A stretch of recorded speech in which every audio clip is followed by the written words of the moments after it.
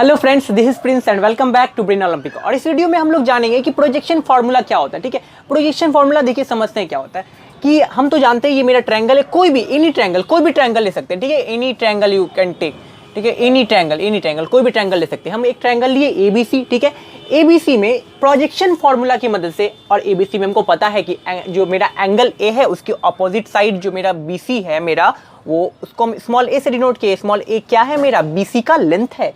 ये B के angle B के अपोजिट साइड स्मॉल b से जो कि मेरा AC का लेंथ है, और C के अपोजिट स्मॉल c जो कि मेरा AB का लेंथ है।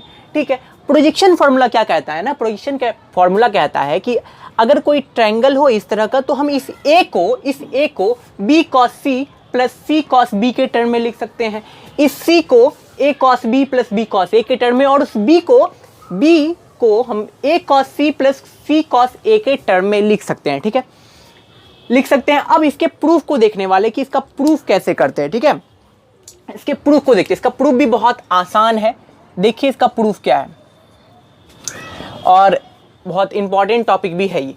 ठीक है, अब देखिए यहाँ पर क्या होता है, अगर यहाँ से एक परपेंडिकुलर वर्टेक्स A से अगर हम परपेंडिकुलर ड्रॉ करते हैं BC पर, ठीक है, साइड BC पर अगर हम वर्टेक्स A से परपेंडिकुलर ड्रॉ करें और इस पॉइंट का नाम अगर हम D रख दें, ओके क्लियर है, तब देखिए अगर हम आपसे पूछे कि भाई बताइए, तो ये मेरा C एंगल है ना जी, ये B भी मेरा एंगल है, तो आपसे पूछेंगे जरा बताइए कि cos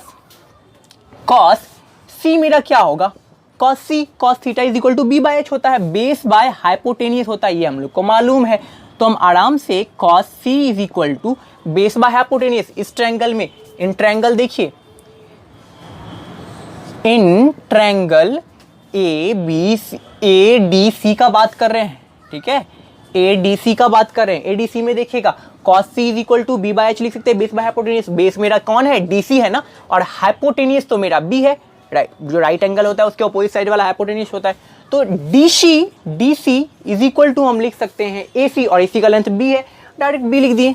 ठीक है, क्लियर है। अब DC इज इक्वल टू इस तरह से हम क्या लिख सकते हैं जी, DC इज इक्वल टू लिख सकते हैं B into cos of C। ठीक है, DC is equal to B of cos C। इतना का मेरे पास एक फॉर्मूला आ गया।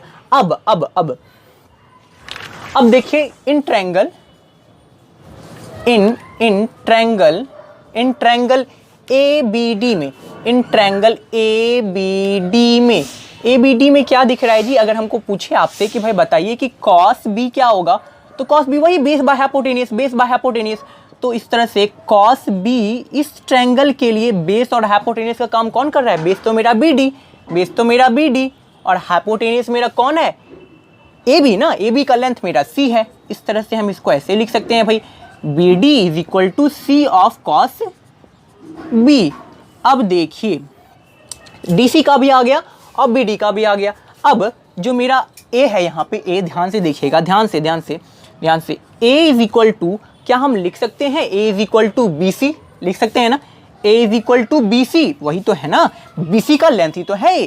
तो अब BC इज इक्वल टू हम BD प्लस DC लिख सकते हैं आराम से, BC is equal to BD plus DC लिख सकते हैं। क्लियर है ना। अब इस तरह से A is equal to BD plus DC ना, तो BD का वैल्यू तो अभी पता किया ना, C cos B होता है मेरा, C cos ऑफ B। ठीक है, और DC का वैल्यू क्या होगा, DC का वैल्यू अभी फाइंड किया हम लोग, B ऑफ प्लस है तो B of B into cos of C। Clear है, यही तो है ना मेरा, A इज इक्वल टू, अच्छा ये पहले हो गया ना, ये बाद में, ये पहले है, बात तो बराबर ही है ना, बात बराबर ही है। इसको पहले या इसको बाद में लिखे कोई दिक्कत नहीं, लेकिन याद करने में आसानी होगा आपको। B cos of C plus C cos of B, दोनों तो सेम ही चीज़ है ना, दोनों सेम ही चीज़ है, तो इस तरह से लिख सकते हैं, और यही हो गया प्रूफ। सिमिलरली ही हम लोग ये 2 नंबर और 3 नंबर को भी प्रूफ कर सकते हैं। ठीक है, उसको आप लोग खुद से भी कर सकते हैं।